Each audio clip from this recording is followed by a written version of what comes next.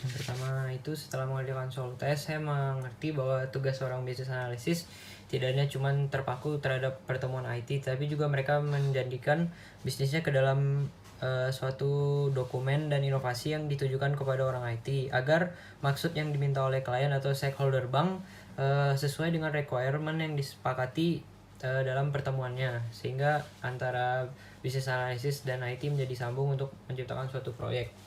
Terus yang ketiga, saya memahami bahwa ada 3 operasional manajemen, yaitu top, middle, dan operasional dalam suatu rumah sakit yang menangani pihak corona, yaitu di mana adanya pemilik serta dokter maupun sebagai manajer yang mengatur sistem dalam rumah sakit tersebut.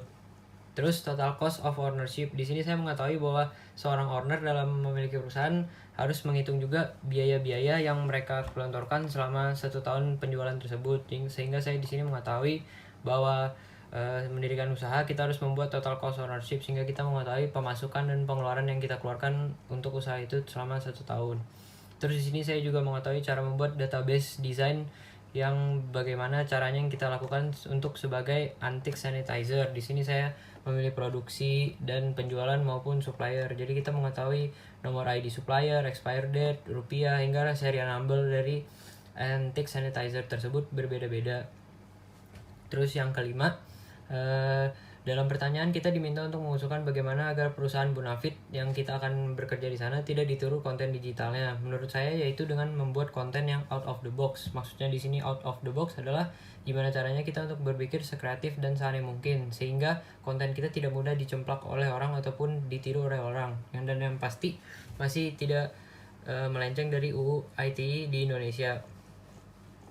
Terus Asaya Presto, pada bagian ini kita diminta untuk membuat diagram five force porters dari Asaya Presto. Terus bagaimana agar peran sistem informasi yang Anda terapkan itu tidak gagal? Yang pasti menurut saya sistem informasi itu harus dihuni oleh orang yang handal. Jadi jika kita memiliki suatu partner dalam sistem informasi yang kurang mumpuni, pasti akan mempengaruhi kegiatan selanjutnya. Dan saya anjurkan untuk Asaya Presto setiap minggunya melakukan review atau keluhan atau kendala yang dialami oleh pegawai-pegawainya. Jadi kita tahu apa yang mereka butuhkan dan apa yang mereka sedang mengalami kesulitan, sehingga pihak Asaya Presto dapat membantunya.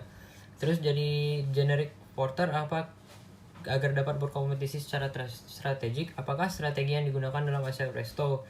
Yang di sini saya memilih differentiation strategi, yaitu strategi di mana perusahaan meningkatkan kumpulan kompetitifnya dengan menciptakan produk dari perusahaan dengan produk-produk dari perusahaan saingannya, sehingga ASEAN ini tetap menjadi nomor 1, sehingga produknya tidak bisa dan tidak mudah ditiru oleh kompetitor lainnya.